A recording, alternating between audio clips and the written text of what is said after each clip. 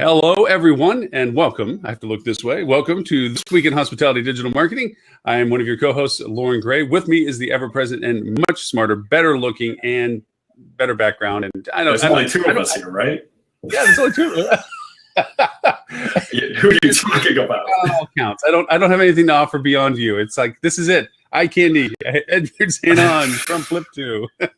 Man, you give the best introductions. Well, I gotta be thankful that you're here, don't you?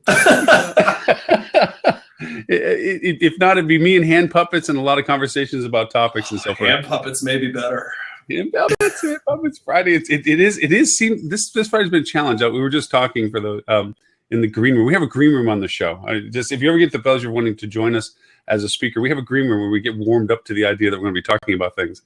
And I was recounting my pleasure going to Milwaukee this week, speaking to the Marcus Hotel groups, which actually the hotel, I don't know if you ever had the chance to stay at the Hilton City Center downtown Milwaukee, but it's an old classic hotel. Yep. Really neat hotel. Really neat hotel. Yeah. You know what I'm going to do? Rather than me look off to the left as if I'm trying to be arrogant, I'm going to just slide my screen over here real quick so I can stare at my camera. I think be arrogant. You like the air? Own it. Actually, I'm going to start doing it too. Whoa. Yeah. Yes. Look off to the side. Well, I remember in '92 when we said touches. I do recall the ponderous look. The ponderous look. I moved too much and I kicked my monitor. Nice. Let's go live here and let's flip this over here and let's make all that happen. And let's change the screen. And we are good. Okay, so Facebook Live is with us as well. For all those on Facebook Live that are yet to join us. And by the way, as a recommendation to anybody that is on Facebook Live, if you want to join part of the conversation, it is, I have noticed I do miss some comments in Facebook Live because I'm looking at our How's It Live presentation. Really?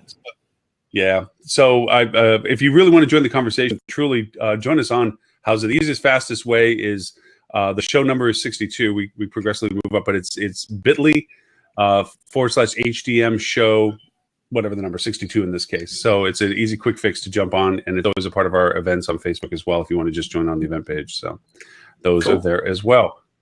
Okay, let me open up my notes because I sent some crib ideas, but you were quick to point out I did miss a really good news item that I would love to, if you want to, we can throw that out first, and that is the news article about Airbnb's impact. Yes, I was so excited to see this because if you've seen me speak recently at all, I am telling the hotels to kind of chill out. Airbnb is not the end of your world. It's not going to disrupt you the way you actually think about disruption. Disruption is someone stole your cheese. Where what Airbnb is going to become to the hotels, it's an alternative inventory option for a certain audience, and they eventually that inventory will become constrained on growth and they'll become an OTA for you. But it was really good to see STR come out and actually do the math, and it's common sense math that, Airbnb is not going to, pull the rug out from underneath you. You're, as a hotel owner or investor, you're not going to start buying homes to become a host. It's not end of days. They're not going to do to you what Uber did to taxis. Right. No, and I agree. We've had that conversation with the others before with us, that Airbnb, and is actually, I think you were the first to point out the fact that we shouldn't be losing against Airbnb with the resources that we bring to bear. I mean, a single host versus a team of professionals. We need to wake up to what our industry is all about, which is the hospitality component. Yeah. So where Airbnb's hurting is actually in marketing 101. And so they've changed the game. They've realized that the hotel industry are all fighting at the same point in time, which is the point that someone's already decided everything about their trip. No one's putting effort in to really compete, in the inspiration phase or try to sway someone to come to their market versus another. So Airbnb stepped up, marketing 101, make it emotional, put personalities behind it, make it seem like Airbnb is the small business that's, personal, and make the hotels look like, giant corporate conglomerates, which is ironic because it's the polar opposite. Airbnb are the greedy that are sucking off, money, and hotels are the passionate ones that are, actually day to day, loving what they do. So it's nice to see STR, have actually looked into it, and don't worry about it, guys. Like, their inventory is not what you think it is. Pound for pound, they're smaller than Marriott, and only slightly bigger than Hilton from an inventory perspective globally. And there are certain segments of business they just can't touch. Being fresh in my mind with being with Marcus, that was the hotel group that I went and spoke with up in Milwaukee. We stayed at I stayed at the Hilton City Center, and for anyone that's traveling through Milwaukee for whatever reason, I highly recommend that hotel, because not just because they had me come up and speak at their conference, but also because it's just a really cool hotel. It's one of those old hotels where the elevators still creak. There's still the cable and pulley kind of thing, and it's haunted, which is itself a cool thing. I love haunted hotels. We work with one of the most iconic ones, the Stanley Hotel, which is so that's the hotel that The Shining was inspired by.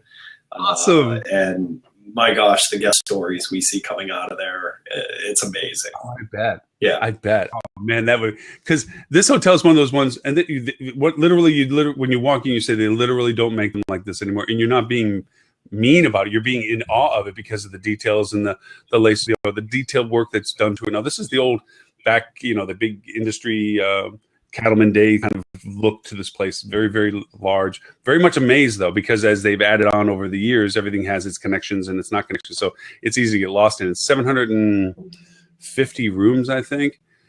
So it's no small feat and no small footprint. But Milwaukee's coming back. But it was a neat hotel. And this chance to speak was different than most other chances because I got to talk to property level people. I mean, so often you see it, you see levels, you're talking to ownership groups, whatever, and you have to speak in terms that are overviews to things. And this, you really got to get down to the nitty gritty, like, push this button, pull this lever. This is exactly this. This isn't that. And the most enjoyable time, the feedback I got from them was we did a Q&A session after I had a few sessions with them. We did a half-hour impromptu Q&A, ask anything you want kind of scenario. And they were very surprised by some of the answers. A lot of them came from this show about what you really should be focusing on. And credit to you, Ed, I've gotten really into the mindset of reminding them that content isn't what you think it is, it's what your customers think it is. And that the content has to come from them. So if you get I want a commission. Well, it's actually funny. So I've been prepping for the Leonardo conference, which is on the 27th, and through that, changing up some of what I normally talk about because I was given topics and everything, and I came across an awesome article on the importance of content marketing and and basically how easy it should be for hotels and everything. And I realized as I was reading this article, it was a 2.5-year-old article written by the head of SEO of Expedia. What? Really? And I mean, he was dead on about how hotels have been spoiled and ruined by Google, by just thinking that their content is all about SEO and, positioning and all of that. And it's ruined the content because they're not building content for the user, they're building content for SEO. And when I was looking at reading that, I was like, it makes so much sense. He's right, still right 2.5 years later. But it also is because of what their websites are, and he covered this too. He's like, go to any brand's website, go to any hotel's website, and you'll see that they're not trying to inspire anyone. Like, no. They're just trying to compete for the transaction, and that's it. They're not actively trying to sway people because they built this whole experience to only really cater to the people who've already made most of their decisions. Yeah. And I was reading this, I'm like, man, like, this guy's dead on. And I look and I'm like, yeah, it makes sense. He works for an OTA. Yeah. I actually will have to send the deck to see if I can get the Edward seal of approval on it. Great. One of the presentations. Send it. I'd love to steal it. Well, I don't know if anything's worth stealable, but it's a lot of reiteration of what you said. It was about storytelling. I had emailed a panelist that was on the panel with me for the Chief Caribbean Conference. And I was like, listen, I'm building a new presentation. I want to steal 2 of your slides. Do you mind? And I said, and then I'm like, oh yeah, by the way, I give credit for it. And so she came back, she's like, yeah, absolutely, go ahead. So. I'll be happy to share with you, because a lot of it was one of the, be honest with you, there's been 2 times I've struggled with presentations. Usually I'm not one to struggle with presentations. The Pikachuka, which is the one that you have to time your conversation to the slide. You can see where the challenge is there for me. And this one, because it was about storytelling, and it was kind of a thrust upon subject content. I didn't decide that one. That's one that they wanted. Mm-hmm. And a lot of what I drew from was our conversations about the story to be told of a content. I wanted so much to go to your hotel that we had gone up in the show before. Oh, the Iron Horse. Yeah. I just never got off the property. It was just one of those things that I just was wrapped up with that for 2.5 days. But the storytelling presentation I did, a lot of it echoes what we've talked about, what you've been adamant about. And exactly to the point you just made, that OTAs is they want to neuter and homogenize their content. We're reduced down to rate, availability, and amenities that are acentric. Does or does not have a pool, does or does not have a spa, and there's no story to the property. Yep. There's nothing about the property that's being shared. And I spent more time than I was allotted on all 3 sessions. No. I am shocked to learn. I know. So that hey, by the way, that's a very well-practiced shock look. That was amazing. It really looked genuine, like you really were shocked. But I spent a little extra time on the storytelling one, and it really was the one that they not that remember the most, but it was the one that really impacted their thought processes the most, in the sense that they would have remembered it the most if you had done it in the form of a story.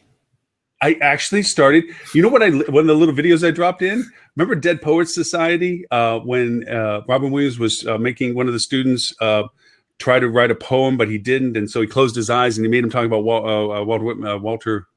Uncle Walt, the poet. Anyway, drawing a blank. Anyway, and it was a very dramatic moment in the movie where he went from just saying things to closing his eyes and then vividly creating a story, of description. And I said, so, that was my starting point. Let's get in the mood of what we're trying to talk about here. The difference between just conveying information. Did you have them all stand up on their chairs? No, I didn't do the captain, my captain. I thought about it, but I thought, you know what? My ego's already big enough. I still want to get this audience standing on chairs. You know what? I should have just asked them to do that so I could take a picture and go, look, this is what happens when I speak at your conference. Oh, man. Oh, yeah. But I did that one, and I told the story. They did introductions by saying, what music do you listen to and what do you listen to in the car or something like that. And mine was, I told them the story as to start also the story part about the fact that I don't drive a car, I drive a motorcycle. And Thunderstruck, that's a song that I love. And that's it. Over and over again. It just is this loop. I'm that obnoxious motorcycle dude that pulls up beside you with the speakers blaring, just playing that song. That's me all the time. No, it popped on we went out to Vegas and we rented motorcycles to go around to Bryce Canyon and stuff. And that was the song that popped up. The guy had the bike before me, had the audio all the way up, and it just happened to be that it pops up AC/DC channel or whatever it was that was on it at the time. And that was the song that came out, and we were like, well, this is the start to the trip, isn't it? That's great. But anyway, so it was a lot of fun. But it did bring back home the fact that needs to be a practical understanding of these things. We talk about the news and so forth and impacts on large scale, which is all good to do. But then there's also the real practical, at the end of the day, what is a property doing about it?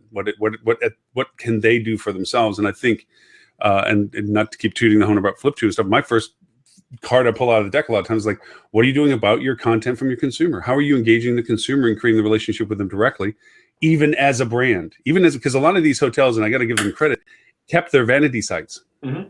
They didn't let them go.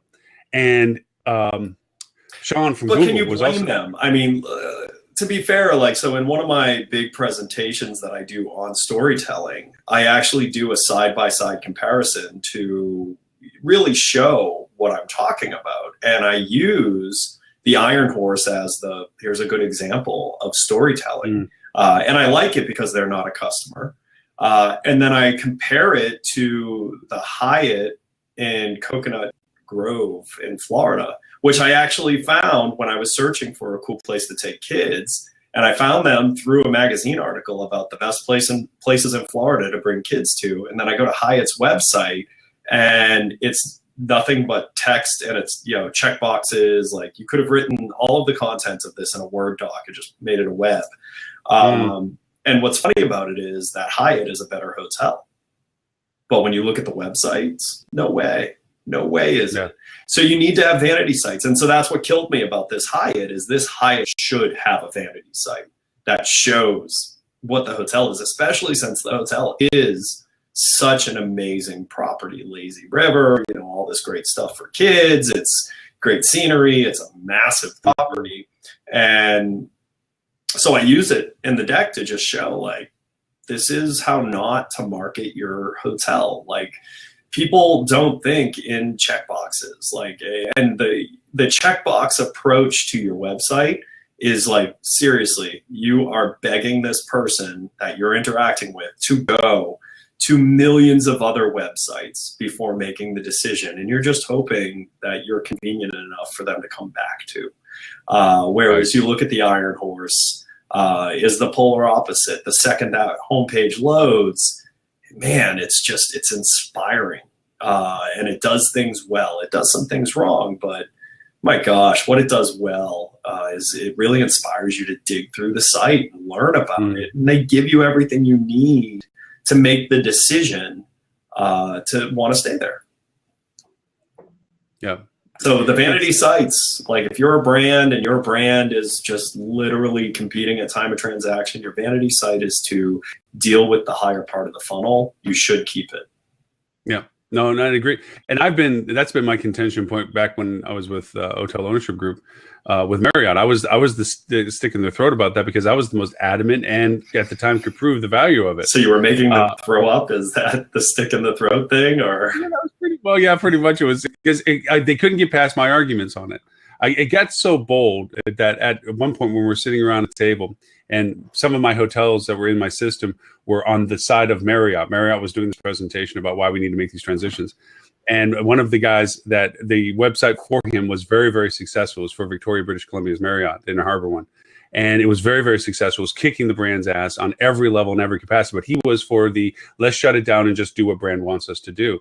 I literally pulled up on my laptop to the hosting because I had it run and I flipped it over to him. Says, hit that little button and it all goes away. Go ahead, do it.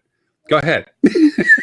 And he couldn't do it. It says, so basically it was shut the F up. And, it's fun to go and argue the point. But if you really aren't committed to the fact that they're right, that you're just doing it to kick their ass, then don't stand in the way. Yeah. But the vanity sites, and I think it's one of the last. Now, Sean from Google, he also presented. He was one of the first presenters on the first day. And he made an interesting point. He went over and did a speed check on all the vanity sites versus the brand sites. Faster. And yep.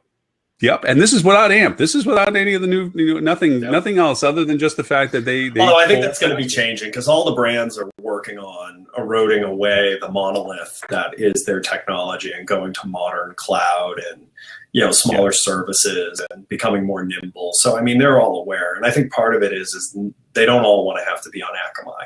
Yeah, because that gets expensive. Yeah.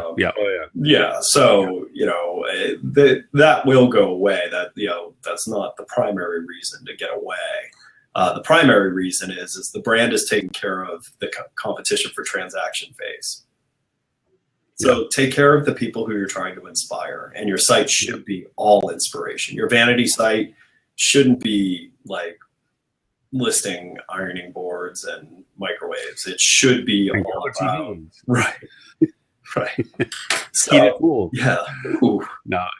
Yeah, and it is, and then that's the homogenization of it. I was envious of the fact that I was not in New York this past weekend or something. Was it this weekend or was it the upcoming weekend where Marriott's throwing its big look at us being such a big company now party? Oh, I don't know. And the Rockefeller Center, they got this whole big thing going on where you can walk on a map that has all the locations, and they have all these interesting stats and stuff they pulled of what their hotels' guest engagements are. But I thought it very interesting that the only way to engage with this whole party that they're doing is that you have to walk in with your membership card, whether it be Ritz, Starwood, or Marriott's card. And all of these things that you engage with, you have to engage with your card in order to receive any of the benefits of the contest or the rewards or anything like that. That it's all membership based. And I even asked that. It was funny because I asked that when I was at Marcus. I said, "So why do you think what was the number one thing the CEO of Marriott said was the reason why they wanted to buy Starwood?" And they're like, "Oh, hotels, location, big as OTAs." And yep, membership. And they were surprised by it. I'm like, "Why are you being surprised by this? This is a part of our whole conversation we have right now. Is your relationship with your guests and is the paramount issue here." Speaking of which, did you read the article that Marriott's made the decision not to use Starwood's tech stack and they're going to stay on Marsha? No, I did not. Oh, I'll find it for you. It was an article written by a former technical person from Starwood who was involved in the pain of developing Valhalla. And, he makes some very good points of why this is not a smart move, and it's definitely not in the best interest of the shareholders. Because everyone kind of assumed that in the Starwood valuation, $500 million went to the tech stack. Because Starwood had gone through the pain of modernizing their approach to everything, and built it in a way that it can easily integrate with anything. And yet Marriott's staying on their 1978 based technology. Squirrel in the cage. Yeah. So. And, basically saying the excuse of moving 4,400 hotels is, too expensive is not really a good excuse, especially considering eventually you're going to have to do it. Like eventually you are going to have to modernize your core infrastructure. And you'll probably end up paying triple, quadruple what I think the estimated value of Starwood's tech was. I hate to be a pessimist about it, but I think from knowing how they monetize their technology upgrades in the Marriott system, I think it was more of a financial choice that gives them another a money channel, because they can charge through the nose for this stuff, for the change in integrations and the cost and so forth, and then recharge again for everybody to move into the next platform, which will probably, to your point, be very much like the Starwood Valhalla system was before it was discontinued, only amped up again afterwards. So they'll probably be able to double bang that money pit a couple of times, which is... welcome to the world of big brand. But no, it again, all in all, the presentations were fun. I really focused on the social, because social was it was a language that could be used by brand and unbranded. I think they were very surprised that somebody didn't walk in saying that you need to be connected to everything. They're like, well, what do you should I be on this, and this? I'm like, no. If you were to pick one at the top of the list, start with Facebook, be good at it and optimize it, and then if you feel the need, because there's other needs, channels that can do different things, then progressively look at what your channel, the revenue that you're trying to generate from. If you're looking at weddings and Smurf stuff, look at Pinterest even before Twitter. I mean, that's a much, and that's one of the points I threw out in their ad. They're the new enhancements. Which I think is a really smart move on their part. Let me put the link up for onto the what they're doing is that they enhance their advertising platform, which is a smart move on their part. I'm just going to put it into the chat. Yeah, I think the problem a lot of marketers have with Pinterest is it's even earlier than what we're talking about in the inspiration. It's super early. And I think a lot of hotels, because they struggle with understanding top of funnel, when you're talking the complete ceiling of the top of funnel, it's a challenge for them. Yeah. No, I agree. We have a chat. I just noticed. Let's see who's chatting with us. Oh, I just popped. That was just me. Just me popping up. We have a few with us. For those who are watching with us, you're more than welcome to join our conversations. Yeah. I always says, and 4 more. I was like, who are those mysterious? I always wonder who they are. It doesn't identify, which I don't know. Maybe unless you're subscribing, I guess it doesn't identify them. I was always going to try to do a queue with their help departments. Like, why does it not indicate the individuals that are joining? At least to the hosts, it should. Yeah. Right. Yeah, you think it should pop up for it. We should know who we're talking to. Yeah. Damn it. The parts of topics that I had thrown out there, one that really struck me, and maybe this was just I was slow to knowing this, was the whole Apple iMessage increase with the iOS 10. I had never played with the apps. I didn't even. Really cool. It is really cool. Yeah. I was like, I kind of chased it down after I saw the Open Table iMessenger one, which let me put that link up now. Yep. That was just, like I said, I didn't know that those things were around. I had seen them in the repertoire of what was enhanced with the iOS 10. I'm like, oh, that's neat, but I hadn't seen where it was able to be used. Yeah, it's until I looked at the open table. I'm dying to see what you think about where would you bring this? How would you bring this? Because the cool part about this is that it's not app based in the sense that you need to be with a hotel's app, or you need to be, this is Apple based. This is core platform stuff. Just like if it's Android based, it's core platform stuff. Right. And to me, that makes its value proposition incredibly high because it's always going to be in your hands kind of stuff. I don't know. What do you think? So it's challenging. So this is a Marriott, Hilton, Starwood thing, Hyatt. Like, I don't think this is a single hotel thing, because even though it's not app-based per se, in a lot of cases, to get into that dashboard on iMessage, they need to have downloaded your extension in iMessage. I think it's a really neat opportunity to change the rules of engagement, especially with the payment processing aspect of it. I think that changes things a lot. I think it's too early to really say who's going to be able to use it in hotels effectively, because there's the other problem of it is, don't forget, in chat, in text message, and all of these things, there's an expectation of real time, right? Yeah. And I don't see hotels staffing people to iMessage alone. I don't see it. And this is kind of a problem with SMS in general with hotels, is a lot of unless you're going to be on top of it, the problem with the form of SMS is there's an expectation of real-time response. And so, like, I stayed at a hotel with my family. One of my rooms weren't ready, but the other room was. So I got the SMS text that like, hey, we do SMS here. I said, great. Can you just SMS me when my room's ready? Nothing till the next day, which my room was already ready at that point. Yeah, you woke up and you read it. So again, I'm always cautious about new tools and making sure people think through how they're going to use them, how they're going to scale them. Messaging, text messaging, all of that, proceed with caution, because you're going to create an expectation that you're probably not going to meet, and you're going to unnecessarily disappoint someone. Yeah. No, I've often made the comment with people that want to try. It goes back to your shiny object conversation. It's like, okay, yeah, the new thing seems like the thing to do, but if you're not consistent with the perennial stuff and the things that need to be handled, don't keep going off for the one-hit wonder kind of stuff, because you're never going to be consistent. So you're never going to consistently satisfy guests or use it as a tool for guests. So when you identify that something makes sense for your business, do it to the best that you can possibly do it, and it will pay off much more than being wide and trendy. Mm-hmm. Like, when's the last time you heard someone talk about Pokemon Go? Yeah, boy, that died on that. But it did open the door. I got to say, for all of it showed that augmented reality is far superior of a platform to virtual reality. That's what it showed. That it's a useful, interactive means of communication. Yep. I'm not a PS2 person, but I got to tell you, that whole virtual headset thing, it's cool. Man. But here's the thing. I want one, man. I'm a gamer. I love video games. So because of that, I don't play them, because I've lost large chunks of my life to video games. So the last thing I need is something that isolates me more from the world by covering my face, to where now I can't even pretend to be paying attention to you while playing a video game, because I'm covering my face.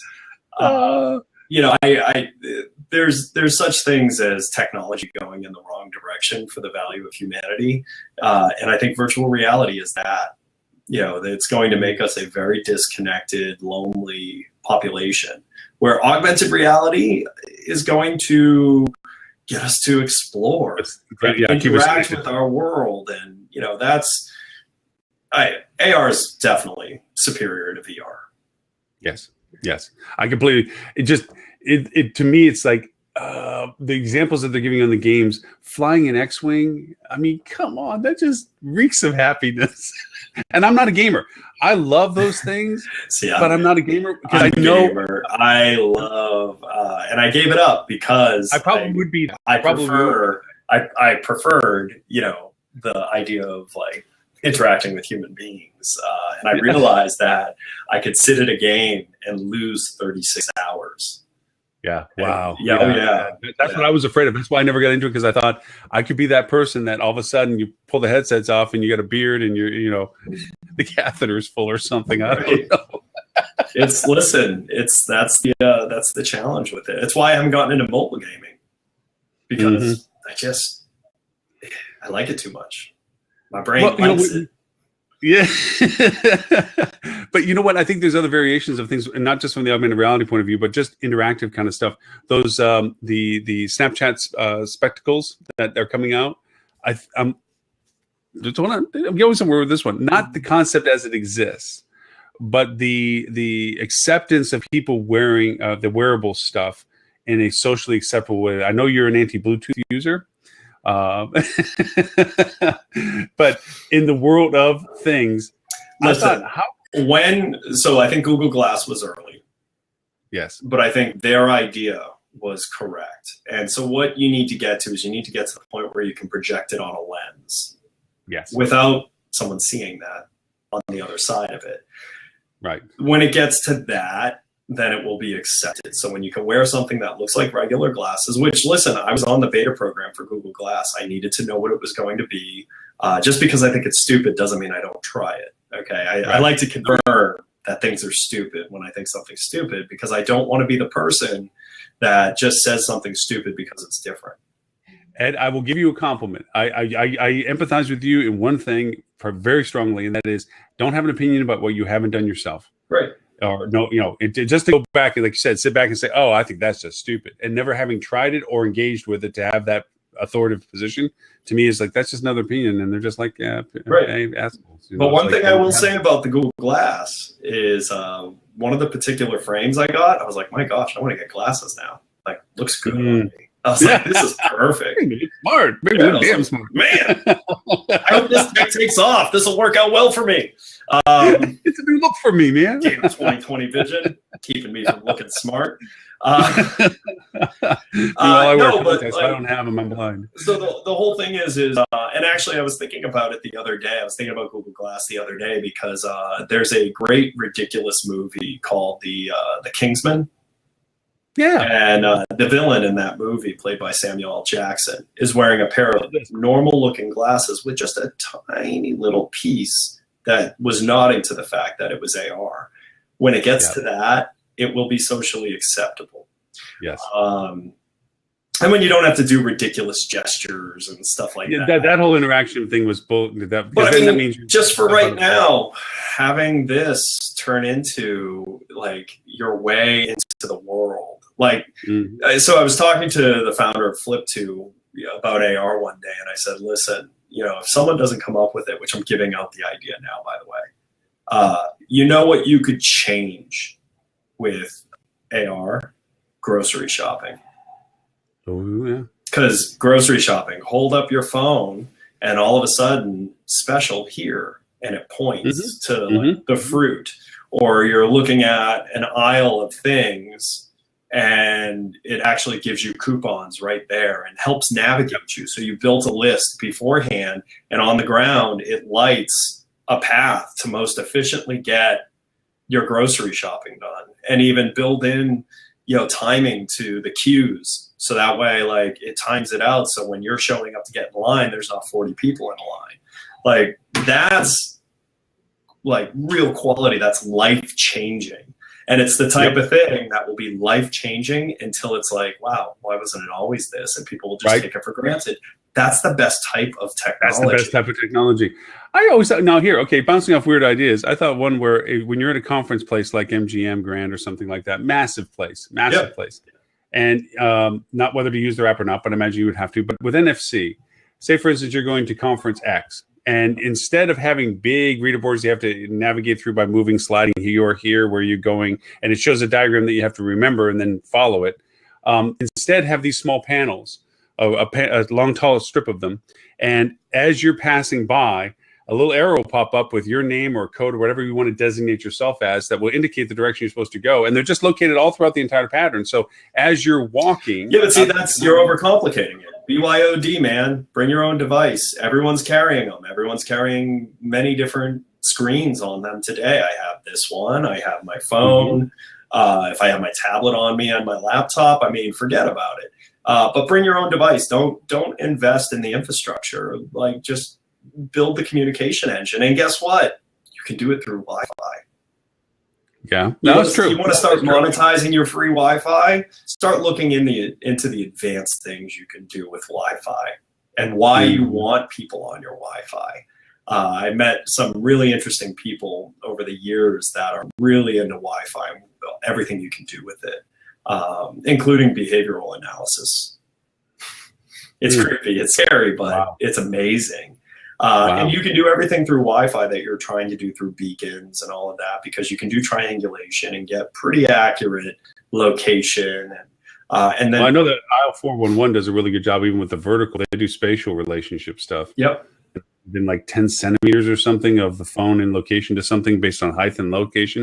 You can actually look at what level of the shelf you're looking at and what product is in front of it. Right. So take that, mix it with AR. So it's, because again, it has to be voluntary. The person has to want to interact with it.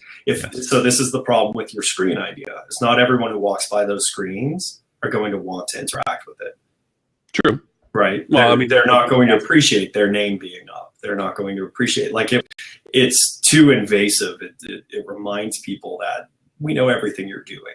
But if you do it in the form of AR, then they're asking for it. They want it, so you can actually do a lot of extra things. So I mean, walk into a Macy's with your phone up, and eventually it won't be phone, it'll be something that's there. And it'll know your sizes, and you could even pre-tell it what you're looking for, and it pulls you to the areas, and then accessorizes for you. Hey, you picked up these pair of jeans. Here's a great belt with it. Wait, did I tell you my great retail idea of my price? What's my price? No. Since it's just you're talking one-to-one pricing. Well, but yeah, individualized pricing. Yep. Where when you go in it should be hotels too. Well, true. Oh, very much so. Oh, yeah, by far on that. But this is just the first application I could think of with it. It said you have a lockdown Wi-Fi system in the store, and with everything that you can do for locations and like the IL 411 and so forth, and the app connects to it. So as a scanning function of the app, you can go to any product in the store, just like a clearance rack where you take the item off the clearance rack and you stick it under their scanner and it tells you the discounted price. Well, because of all the metrics associated with whom you are, whether it's your frequented store, whether you've been looking at the product several times but not buying, a lot of conditionals you can create into this. But you go up to any product and I can scan it and I will have a price, and you can go up and scan it and you will have a different price based on all these different factors. And because of that, keep it as a closed data system for that retail outlet. And then they outsell it to the brands that they're providing product with, saying, hey, look, not only did you buy the green Nike sneakers, but you know what? Here's an incentive value or some value proposition of buying the green socks that match it. Listen, pricing strategy in general needs to be reinvented. I think about just my own travels. So because I work in the industry, I tend to get very favorable hotel rates. And whenever I do, whenever I'm somewhere where I feel like they did me a solid on the rate, I end up spending 3 to 4 times the amounts on property. So, we took the family to Boca Resort over the summer, and they hooked me up with a really good rate. The amount of money I spent on property at the end of that trip was probably triple. Had I paid their regular rate, I would have been more price sensitive on property. I kind of felt like I owed them, and that's how I am. And so being able to pick up that behavior, especially these big brands, being able to pick up that behavior that, hey, this specific Hilton Honors member, if you give them what they feel like is a really special offer, they're going to spend 40, 50, 60, 70% more on property than the total amount you would have gotten out of them otherwise. Like, that's where pricing needs to go, because there are lots of people like me. That's the thing. You're a generous person, but in relation to hospitality, unfortunately, when you give somebody a discount on their food or something like this, servers in restaurants always were griping because they then got tipped on the discounted amount. And it's like, I'm on the reverse side of it. Not only do I tip on the original what should have been the value of it, but I tipped beyond it because I had the extra monies because I got discounted to really appreciate the if they give good service. I mean, I never that's the behavior. It's the same exact behavior I'm talking about, which is understanding the full economic impact of pricing decisions. And so any hotel that's watching, I'm telling you, you should just like have me stay at your hotel for really cheap and free. Really cheap, and I'll give it back to you. And it's actually very true, though. It's true. Like when I go to Vegas and stay at a casino for free, man, I am far less concerned about making sure I win. That money shifts from one place you would have spent it or had to have spent it to a place that you now want to spend it. Right. And they're going to get it back in a higher yield than what they got for the room. It was interesting. I asked as a hands up for the sales teams that were at Marcus, and this is no detriment to Marcus. I said, who still remembers how to do a displacement analysis? Not many, because we've relied upon technology so much to give us the answer to the question. But to be fair, if they're mostly branded hotels, that's not done at the property level. It's not done at the property anymore. Yeah. That's what the point I was making with it. It wasn't that they weren't capable of doing it. It's no longer a daily skill set for them to say, I know how to do this, functionality to it. Obviously, if you explain it, and they may even understand it without even being explained, but do they actually do it or know how to math it out?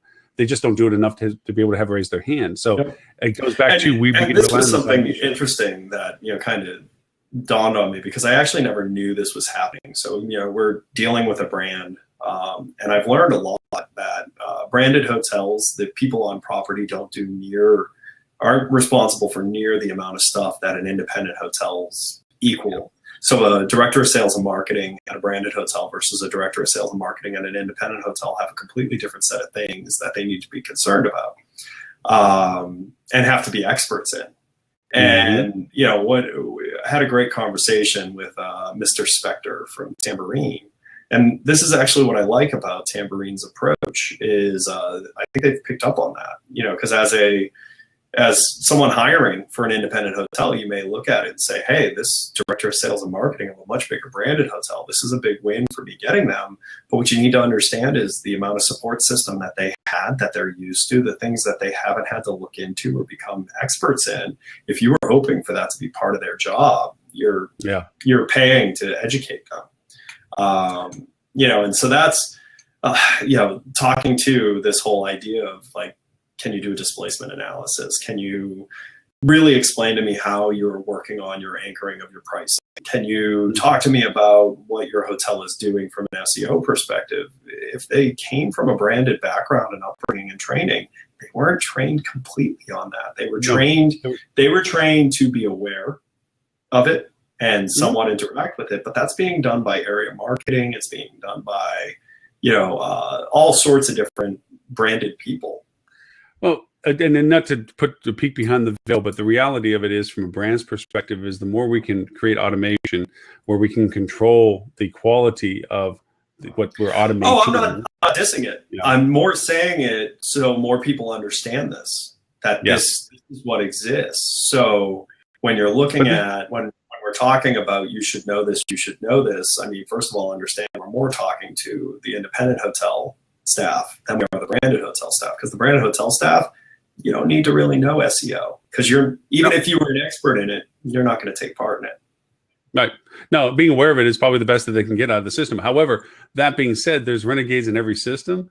And I brought up to those that were in the branded conversations that your access to data that's not defined as in your spectrum is profound if you really realize what you were looking at. As in, case in point, group denials or association denials in symbiotic markets, where you can pull that data and get all the contact information and reuse that in other ways that can benefit not just you, but everybody with a brand, keep your ears closed kind of thing, with your portfolio of ownership that may not be under the brand umbrella, because now you can help target other businesses that may not have been considering your market, but similar markets. But now you have a door open to them. You have an ability to pull that over and say, wow, you didn't look at me, but you looked at them in Indianapolis. So maybe not this year, but maybe whenever, let me make contact and create a relationship and develop the opportunity to maybe have you brought to this market.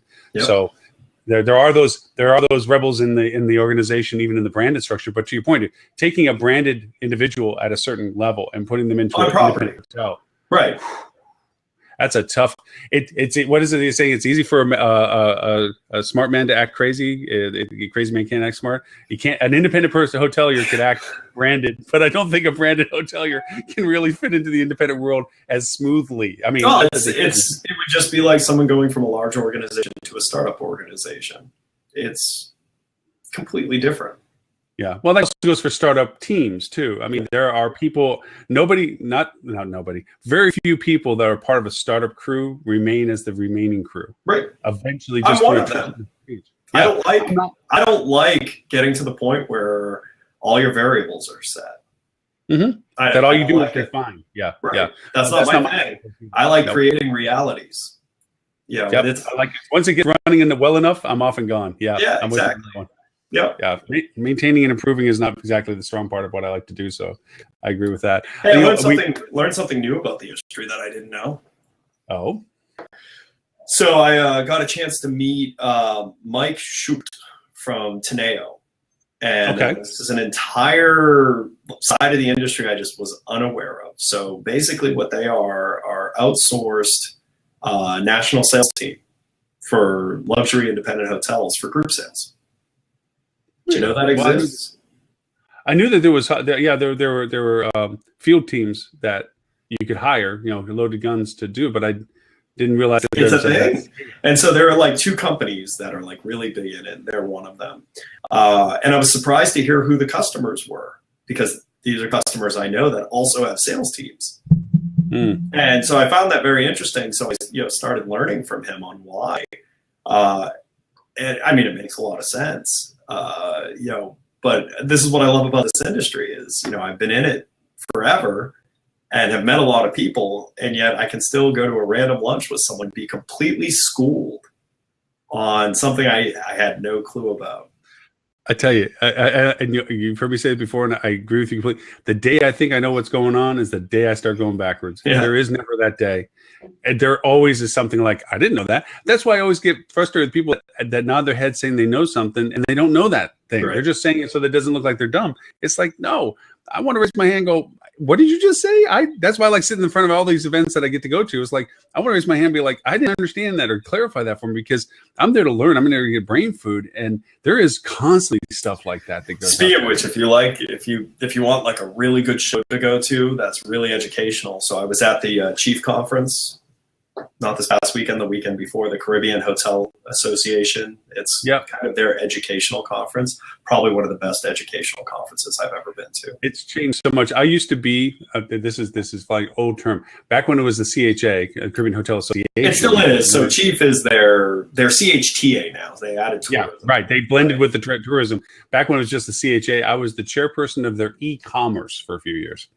And I was, at the time, it was very frustrating because everybody wanted something. They were amazed by the abilities that e-commerce, back in the day when it was called that, could do for them. But they just never really got off the mark because there was too much sandboxing going on. One island versus another island, equity between what was done for both. And people don't realize, and I know I'm speaking to the choir, but for those who are listening to us, the diversity of the Caribbean market. They don't really realize it's not just the same island in different locations. It is literally a world of differences. And hurricanes don't, when they happen, affect the entire Caribbean. They hit places just like they hit places when they hit the continental.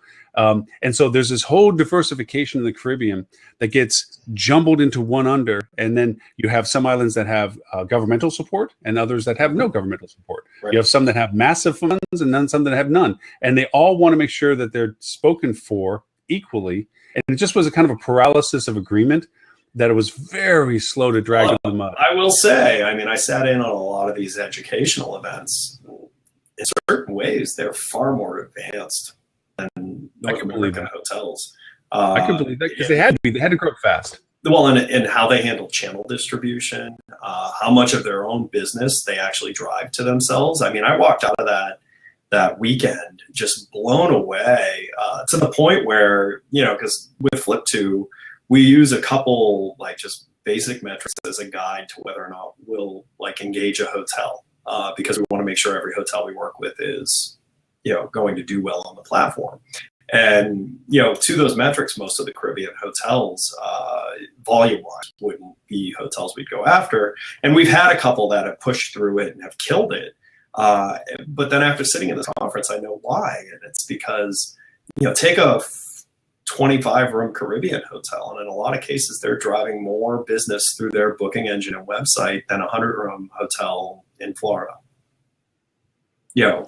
By a good amount. And they have a lot more restrictions too. I'm sorry, I've interrupted you. Go ahead. Yeah, no, go ahead. No, I was going to say they have things to worry about that other hotels. Airlift timing, seasonality of airlift time. They have no control over it. Right. If American Airlines or whoever decides that they're no longer going to have mechanical go to that island during certain time frames at certain frequencies, your quantity of market literally goes away. If they cut a 2-flight system to a 1-flight system during certain times of the year, guess what? That's it. Now you've all of a sudden gone from that demand level to this demand level. No control. Yeah. So it was really interesting, really educational, and I met a lot of really good hoteliers. Really good. Oh, and there's some. I mean, the one part I enjoyed about being in that position for the few years that I was they wanted me to come around and speak, so I got to go to St. Lucia, Jamaica, Puerto Rico, St. Croix. And those were Aruba. Those weren't all the biggest places, but just neat talking to them. And it wasn't like I was telling them new stuff as it was. I was just telling them better ways of doing what they already were aware of. To your point, they had to learn this stuff faster. And they did. I mean, that's the amazing thing about it. Yeah, it's amazing. Their innovation, their pace of innovation was much more advanced than I'm used to seeing in similar types of hotels. Yeah, so that was exciting. Nice. One of the best things I learned from all of them was learning how to chase the feeder market backwards in data, where you follow the flight schedule, flight airlines, who are the hubs that they're working from, where did those sources come from, following the mechanical that brings people there, then comparing that to the CRM of the hotel to know what markets fed to what airline, to go to what hub, to go to their island, and create targeting strategies and stuff. Best exercise I ever went through, because you can't really get that so much in continental markets, because you still have drive market at that point. This is truly an isolated market. You can't drive there. You can't drive there. Yeah, so you got one source other than cruise boats, and cruise boats are not good for the hotel segment side. Right. So other than exposure value. Now that was a great, that worked as a great strategy. Yep. That was a great exposure value for it. But no, those things. Going back to something else with the salespeople real quick. I was surprised of how many people still do blitzes. I didn't realize that was still an aspect of sales. That I thought that people finally realized they didn't have to do that anymore with the technologies that are available. So that was a that was a bit of a listen. Technology is never going to get rid of face to face. No, not for face-to-face, but blitzes aren't about face-to-face. Blitzes are about trying to get face-to-face, getting past the gatekeepers with a pile of cookies, and then not realizing they go to Facebook and everybody follows their own company, and you can just target them that way or something, or just stuff. LinkedIn Sales Navigator, if you're a sales exactly. Don't use it. Exactly. And you opened my eyes up to Salesforce. I got to say, I've spent more time learning about Salesforce recently since we had the previous discussion about it. I love some aspects. I'm frustrated by other aspects. I certainly have not used it to know what those other points are, but just the components of what Salesforce are not perfect, but it's amazing. Yeah. No, it really was impressive to see some of the stuff. I didn't know it did. I had always equated it to the old Salesforce. Last time I dealt with Salesforce was probably 8 years ago in a real practical sense. At a hotel? At a hotel. So it was probably an 18-year-old version of Salesforce then. Probably. If it was 8 years ago, it was 10 years before that. It really was just the data source of contacts and connections and string conversations. It was more like ACT. Remember ACT? Is this still around? I don't even know if it's still around. If it is, wow. But it was a lot like ACT. It was just nothing more than an automated way of keeping track of your contact point. Salesforce is not even close to that anymore. It's not even. The functions are there obviously, but it's way more than that now, and I didn't realize that. Yeah, if you want to see Salesforce really well done for travel, just look at any timeshare company. Mm-hmm. Well, and actually, from that recommendation, that's what inspired me to go look at it. Was you had mentioned the timeshares, and you also made that point with timeshares before. They're much better targeted about their marketing campaigns because they are very specific in their strategies with it compared to others, which is last week's conversation I was having about the vacation plan with Marriott, where they were talking that Skiff was thinking that they were going to dump the project because it was the redheaded stepchild. I agree, but I think it has a door open to a market segment that they would be ill-advised to just abandon. I think they need to change what they're doing, obviously, because it sucks the way it is now, but not to abandon the concept of having that connectivity based on the type of profile that it is. So yeah. Going back to some stuff that we had thrown out for ideas on it. I mean, I know that we kind of breezed over the Apple iMessages kind of thing, but the one reason why I brought that up that got me into that little rabbit hole was OpenTable's use of iMessenger. I had a lot of questions from the restaurateurs in the group that I was speaking with, and to be honest with you, that's my home and heart. That's why I came through, was owning restaurants at the time. So I always look at how you could always do something for restaurants. Interesting use of the collaboration value of the OpenTable, which is what the article was about. Let me put that article up on our chat box for it. It was basically saying, when you're looking at going to eat with a group of people, there's this round and round emailing or texting conversations, group texting and so forth that go along with the decision process. And OpenTable has incorporated that into their platform to say, here, you can basically send out the choices you think, or anybody in the group that you're sending this to, choices that you can use in your texting. And it keeps connected to the OpenTable options. Yep. Yeah, so please cut more conversation out of your dinner. I mean, I'm sorry, when you sit at a table with people, you have to look up from your device for a moment so you all can decide if you want to share appetizers. I'm sorry. Please. This is the man that wears the same shirt because he doesn't want to make a morning decision. So I do appreciate where he's coming. They're all slightly different shades of blue. Well, it's better than shades of gray, or you'd be with Donald Trump right now, right? Doesn't matter. They're famous. They're famous. Whatever. Grab an appetizer. Listen, what's funny about that is my eyes were opened quite a bit by being exposed to someone who is a very classical, there's no such thing as personal space bubble. And it was done through dining. And so this is like one of the issues I have with, again, technology kind of robbing people of the opportunity to expand their horizons. So this gentleman, the first time I met him was over dinner, and I ordered something and he ordered something, and both our plates come. He immediately grabs my plate, cuts my thing in half, takes half of it, cuts his in half, and puts half of it. And I look at him like, what did you just do? Like, I'm about to slap you. And it's funny, but from just being exposed to him, I ended up acquiring his company with my last company, and he became like a brother to me. He still is. It's like my favorite way to dine now. Like, when I sit down, it doesn't matter who the group is, whether they're customers or just friends.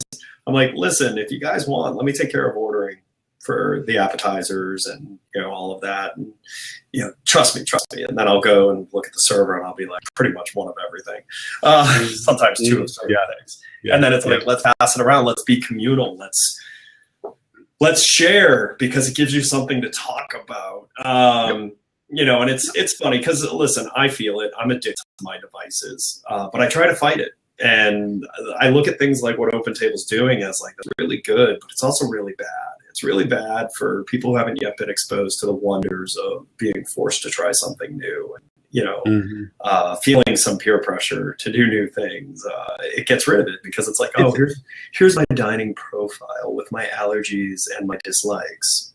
Yeah, now so that part, way, no one at the table has to know. Listen, I don't like cheese, and I can't eat anything with peanuts.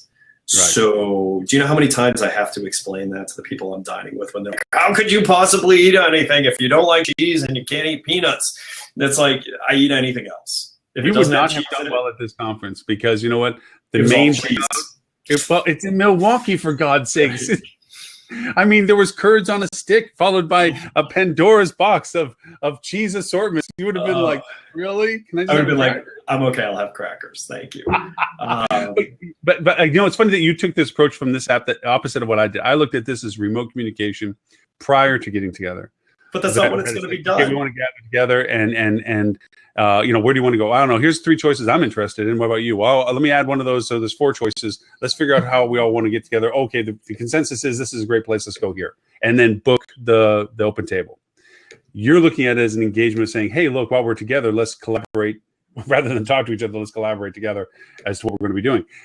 And it's funny because, to your point, it's good and bad. It has some benefits to some things, and then on other things, you know what? I agree with you. I'd much rather talk to you. But it goes back to prioritization too.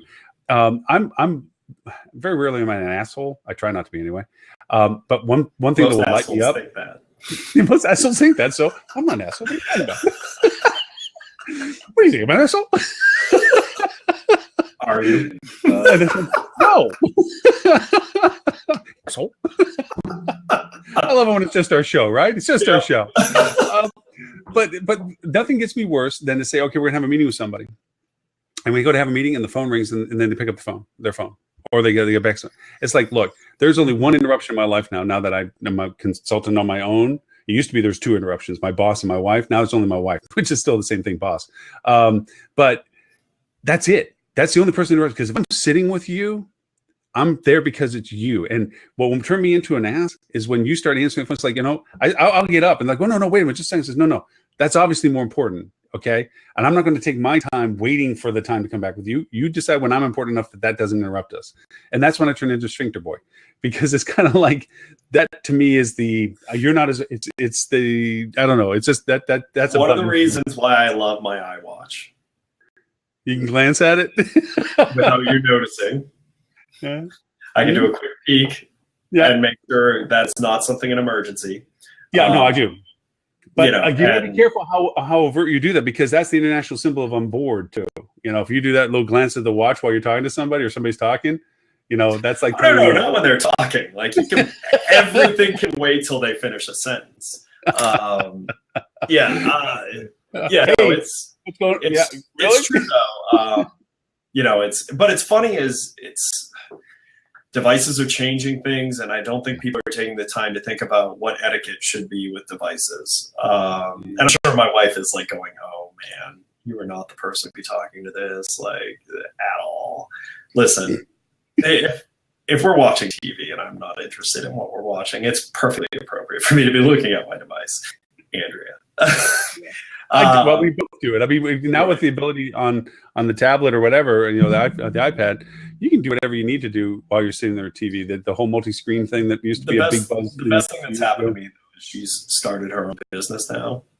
My gosh, she knows.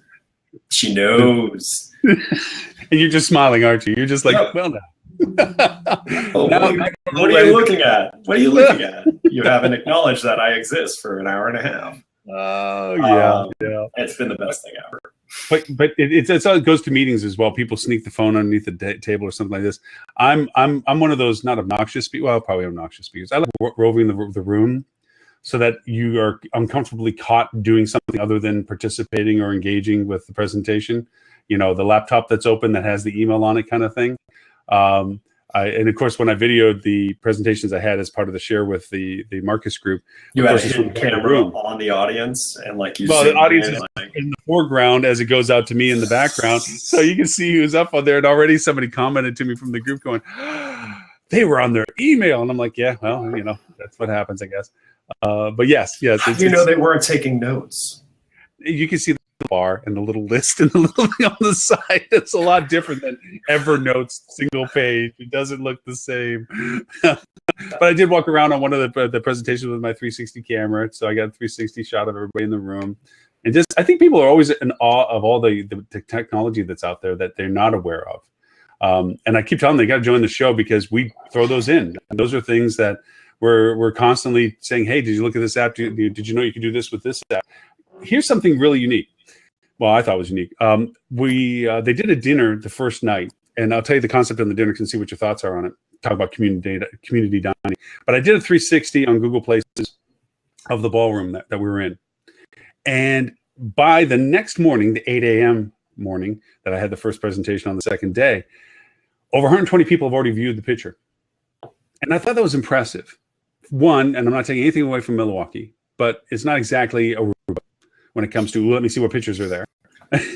Okay. Secondly, it's not in an event like a downtown farmers market or whatever would be of interest being downtown. It's in a ballroom. And it was 18 hours earlier, and already 120 people had looked at it. And that's just the power of something free like that. What did that do for them? And then the fact that they could go over and the GM was a little disappointed they found this out from me, that they could make those things themselves and then connect them with the hotspots in the pictures. And yet he just paid $3,000 for a Google photographer to come in and do that. It's like, Yeah, you got better pictures because he did it, but yeah, you could have saved $3,000 if you wanted to do it because you could make it, and if it generated well, you could justify maybe you wanted to spend some money, maybe expand that or a little bit, or put different rooms in or something. But yeah, but those things people don't really realize are out there. They only see the people that are trying to monetize it a lot of times. So anyway, the dinner concept that they had was pretty cool. So we all sat at these long tables, and there was the appetizers were pre-placed on the tables. The cold appetizers were. And at the end of the table was a cutting block, sharp knives and alcohol. What a good combo. No, actually it worked out well. And there was wine stations, beer stations, and bread stations and stuff. And then the table members were responsible for serving the table. We had to go out and grab enough stuff to bring back for the whole table, not self-serving ourselves. If we went, one person would go get bread, we'd bring bread back for the whole table. One person got wine, you're grabbing bottles of wine for the whole table. And then we self-served ourselves. It was like either we started serving each other like we were serving. Then we just started handing stuff. And then the servers would bring the entrees as they came up to the cutting table. And then one of the table members, most safest with the knife, would cut up the chicken, the tenderloins, or whatever it would be. And then the accessory hot dishes were brought out by the servers and put on the table buffet style. I thought it was interesting. Kind of because it forced communication to not just the person next to you, but to everybody at the table, because in one fashion or another, you had to interact with everyone because you were either bringing something back for the whole table, you felt obligated to help. It wasn't as if you just sat there and waited for everybody else to do everything. It was an interesting play on a banquet. From a logistics point of view, I thought it was cool because they got to use one server per twice as many people as you normally would in a banquet situation. I mean, one server was running 30 people. It's called being creative when you're understaffed. Yes, this is a lesson in when you don't have enough staff to do this. Yeah. How to spin it positive. It's a social experiment. And let's give them sharp knives to cut meat with. I thought, what do you think? I thought that was a kind of a neat idea. It's interesting. Yeah, it's a nice variation to it. Yeah, but, I like it. Let's see. We got Leonardo coming up. Are you going to attend that? You going to watch any of it? Oh yeah, of course I'm going to watch it. Absolutely, I'm going to watch it. It's based on the concept I've been jabbering about for a while, so I want to see how well it goes. I think it's going to go well. I think it's going to be great. Here's the thing I can already tell you, Laura. It's not something you're going to be able to do. Oh no! Don't give me a challenge. Here's why. The amount of effort Leonardo and their team have put into planning, coordinating, chasing kittens. All the things that it goes into doing this, it's been someone's full-time job. I do have a hope, and it is sincere. I know that you're looking at it skeptically because of you've seen the uphill battle for them to do this. I'm looking at doing a practical function summit in January, where it's one day, and the segmentation is about the actual kind of a mirror of something I had done with this Marcus group this past week, where it's how do you do this stuff? Not just talking about what it is or impact, right? But literally somebody will pop up and the shared experience is building a Facebook ad campaign or building a strategy on SEO or something. It'll be the practical usages of these things, case study examples or whatever. And those people, I think, rather than going for the big names, no big names. It's all going to be people that are in the trench doing the work, or agency people that want the exposure of the talents or whatever. And it's going to be that is what I'm hoping to be. What you're doing with Leonardo, I can see that, because the higher you go in the food chain, the harder it is to coordinate those people. You know, where I'm talking about the dude that's fingers on the keys, he does this, she does this. Give me a half hour, 45 minutes of the practical build of such and such. And yes, your agency gets exposed to that kind of thing. That's kind of what I'm hoping. Granted, to your point, it's going to be an incredibly daunting process, but that's my stick. I mean, I'm looking at it, and you deal with me, so you know my style. It's why I have a team of people, and I've been looking at the interaction between my team and their team, and how much work has gone into this. And I'm doing 2 sessions in it. I actually had to build 2 completely new presentations, because evidently I was absent the day they were talking about what the sessions were going to cover. And listen, to their credit, it forced me to think about new subject matter instead of just reconfiguring one of 6 presentations. Restacking the decks.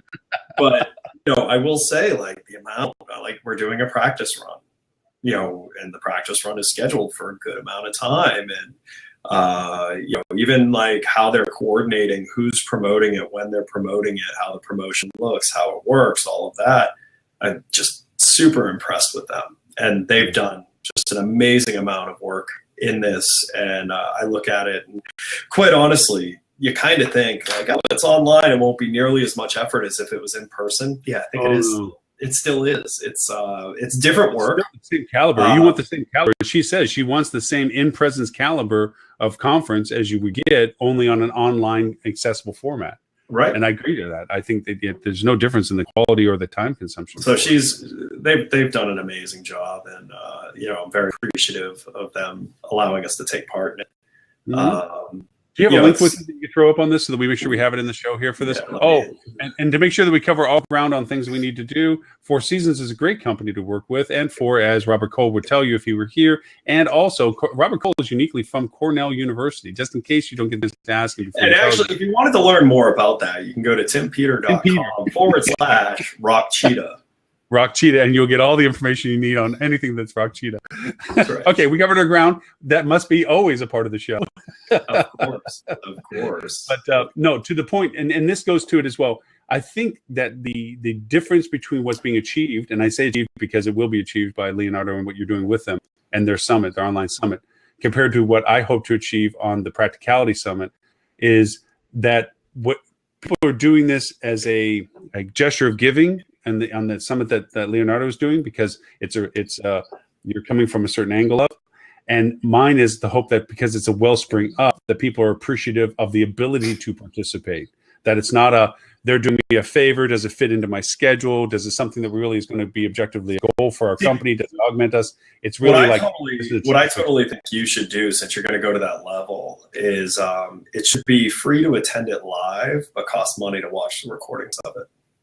I was that, and I was going to look for some sponsorships. I really did want to make it accessible to everybody, saying, well, the free part, now, I'd love to get your opinion on this. The free part of it would be sometimes you get what you pay for perspective. And if there was some cost to it, then there would be some obligation to do it, to watch it or participate, because I sign up for everything. And knowing that I'm not going to watch it or won't be able to watch it live, but I'll play back it later. And I want people to the success of the live summit is the interaction stuff. That's why I'm saying you make it free to attend it live, and then you charge to view the recordings. I think because I'm worried about if I do the free that they're going to treat it as a free thing, and I don't know if that. How are they going to treat it? If it's free, someone's going to come in. Like, I'm going to come in and be like, "Hey, I know this is supposed to be about Facebook ads, but flip to." Well, you see, if I'm going to get sponsorships, or hope to get sponsorships, as small as I'm expecting them to be, is just to be able to say I can bring an audience. I'm going to go to HSMAI and say every chapter, and if a member, they can attend, so that HSMAI will spread the word about the summit. Hey, as a value proposition to being associated with HSMAI, you are able to participate as gratis. Okay, then I can go to sponsors and say, look, I get HSMAI support of bringing an audience. I need support to pay for whatever it's going to take for me to pay for, kind of thing. Plus, maybe monetize it. I don't even know if I'm going to monetize. And then to go to those who are participating and say, hey, look, I'm bringing an audience to you for your participation to do the following, what category, and so forth. And then maybe to those outside of the HSMAI spectrum, either offer a discount for early sign up or whatever. Like I said, I'll think about your free thing in that sense, but I always thought the only free thing I was going to do was with the HSMAI stuff. But I still think if you attend it live, it should be cheaper or free. Yes. Than if you do not attend it live. Yes. No, that I do. I completely agree with you on, but because that will motivate people to block their calendar. Yeah. And other things I think, and I don't know, maybe you can tell me. I mean, I was looking at trying to have chapters actually participate as audiences. Groups that if they could schedule their meeting associated with a conducive time of the conference, that they could be one of the little windows we have of an audience where the camera's facing the audience, where they get to raise hands and questions. And the format that I had envisioned was a presenter presents, and then we as a panel collaborate over the impact of what they just discussed. I like it. And do Q&A. And one of the windows can be an actual audience, if that be the case. And even if we could coordinate some of the presenters to be in front of certain audiences, like there are chapter members that are very brilliant at what they do, and they might be the presenter for that particular segment. And if we could do that in front of their chapter so that their audience could participate in addition to the online audience, these are all variables. That's stuff that I'd love to think that could be worked through, because this is a pretty cool medium. We get to chat openly, visually in front of people, and people can dialogue, although we seem to be very quiet. And I think Holly was supposed to join us somewhere along the way, but I haven't seen Holly. She's not going to. She's like, oh, it's Ed and Lauren. Yeah. You know what? She's told me privately she's intimidated by you. That's what it is. No. I just know if I can keep a straight face that long. I just didn't know if I can keep a straight face that long. Well, so I think since we are kind of just making stuff up, I think we can wrap it up. Yeah, we could do that. A couple of things just that I threw out to you. I wanted your feedback real quick on. I threw this as bait for conversation to you. The bannersnack.com. Just because I know how you love those things. I will strongly encourage anyone to use it. And if you use it incorrectly, you will end up in one of my presentations. Shan't we put the link in? Hold on just a moment. Shan't we put it in? And for those who are going to do this on playback or what have you, or I haven't even looked at Facebook to see what audience we have. Someone chatted. Oh, you did. I did. I'm so excited. Why are you using chat and you're not pinning links? Yeah, I know. I should pin links. I just throwing them up in the chat. I should put them on the pin. This is a link to a software that you can buy. I don't think it's downloadable. I think it's cloud based. That you can create banner ads that actually have some good functionality. They have a nice banner rotator to them. If you want to, you can do it as a plugin. So you can do banner rotation, which I thought was kind of nice. But you can create nice template banners if that's where you want. If you are responsible for making them.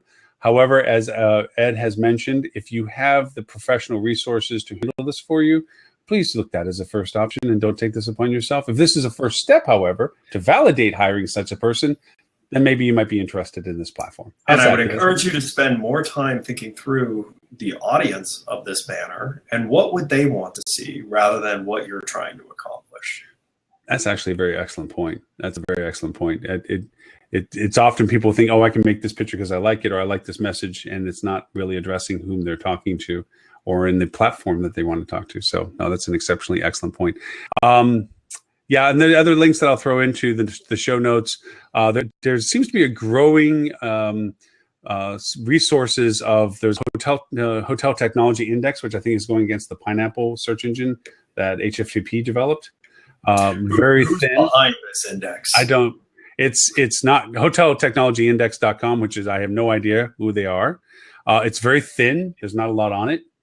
I was very underwhelmed by them. The other was also underwhelming was the Social Code Dictionary, which I also put the link up on our show notes, which was terminology, basically, what these terms are. They have about 250 terms in there. It's not that you can't find the answer elsewhere. I just thought it was BT dubs, you can get the same thing by putting that word in Google. Exactly. It's like, it's really not satisfying a particular value of anything. And yet I look at the site and it's not really being monetized. I thought if they went through this exercise to go and make these definitions in a single source, now granted, every definition is on its own page, so maybe it's for, a little SEO love, but they're not monetizing it with any AdSense or anything on that side. So it's not as if every idea is a good idea. Yeah. So don't know, but there it is. I like it. So I'd like to throw out a proposal, and I want everyone to email Lauren if they want it. But I think for the 28th, for that webcast, it should be costumed for Halloween.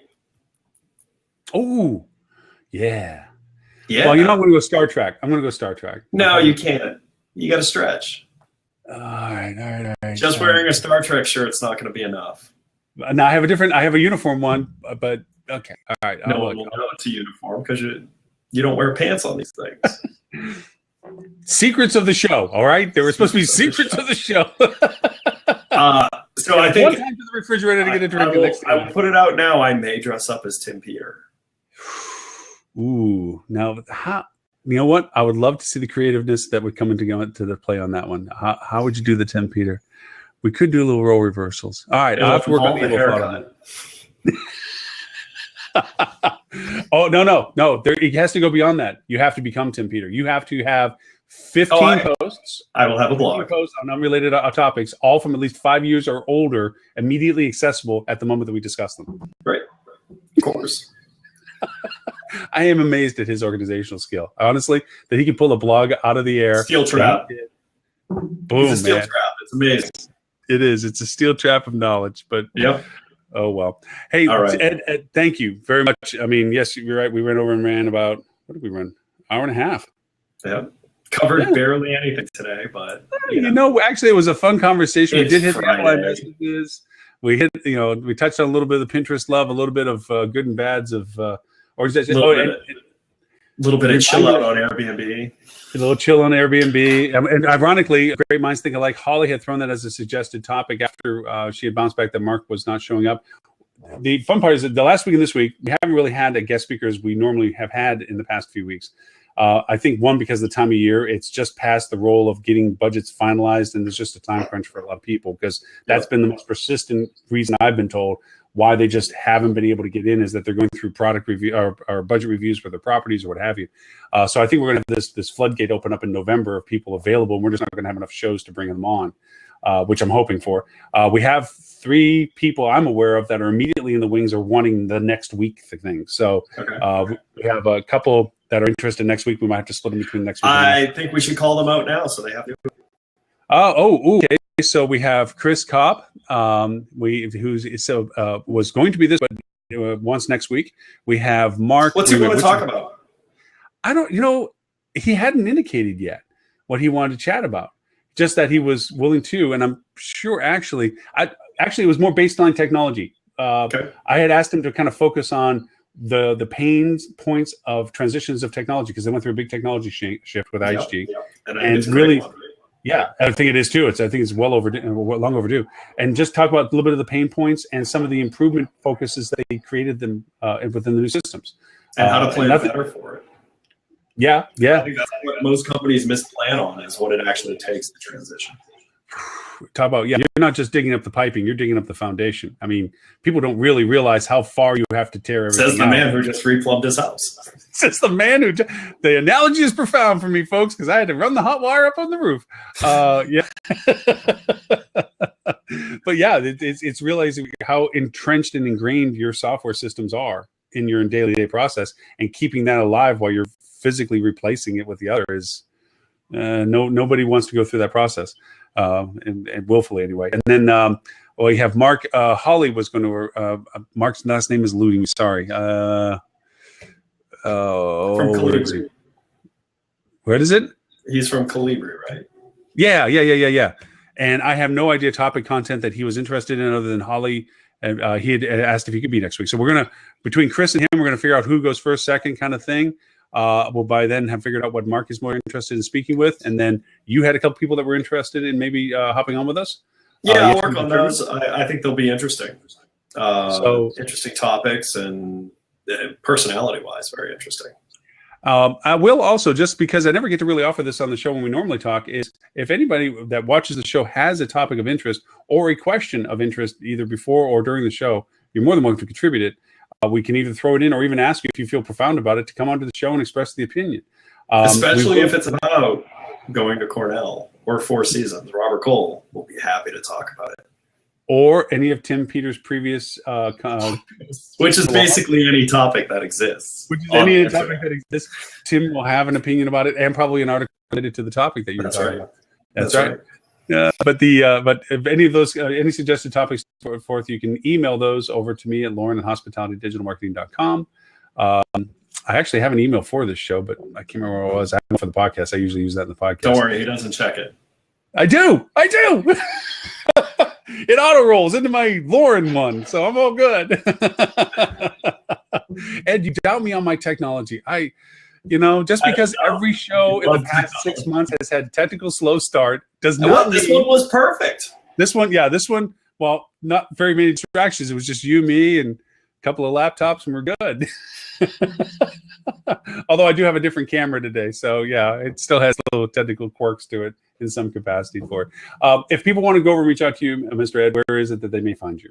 They can find me by name on any social media channel, Edward StOnge.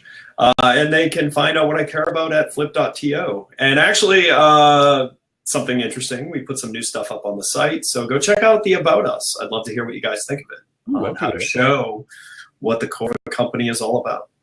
Nice. I'll do that right after we're this. Oh, and the summit that you're participating with Leonardo coming up on the 27th, yes. Okay. And so that's along with a lot of really good partners. So Leonardo did all the coordinating of it.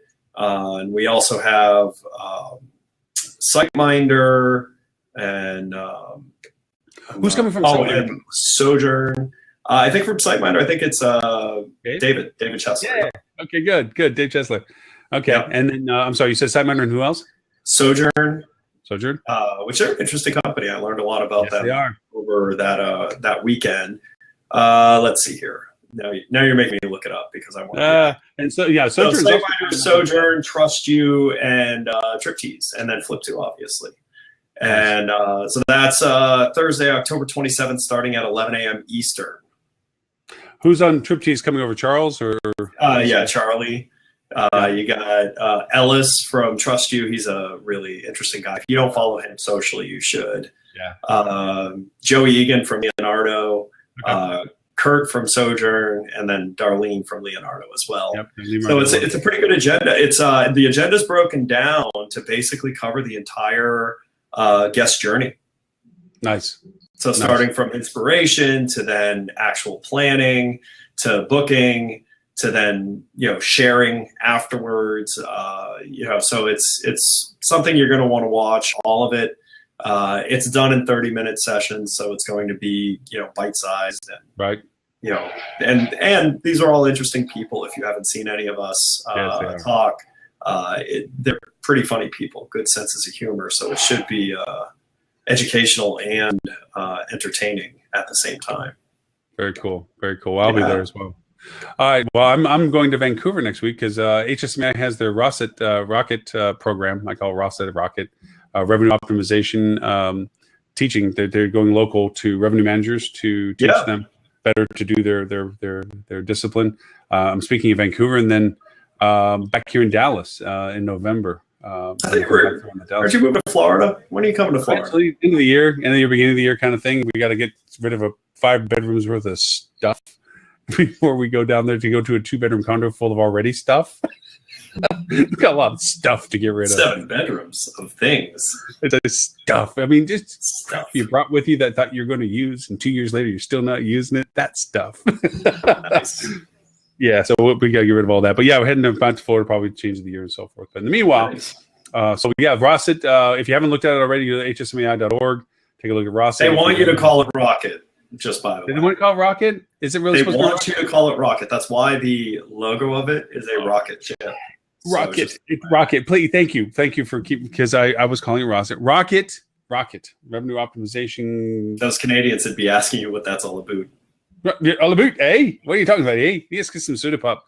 Well, Vancouver's a little different in that sense. But yeah. And we're playing tourists. My wife and I are going up a few days early to play tourists in Vancouver. Lovely area. Oh, I love Vancouver. I've been there a few times, but never really got to enjoy it as a tourist for more than a day, like a leftover day before you leave or something. So the fact that Renee and I can go up and enjoy for a few days is a welcome treat.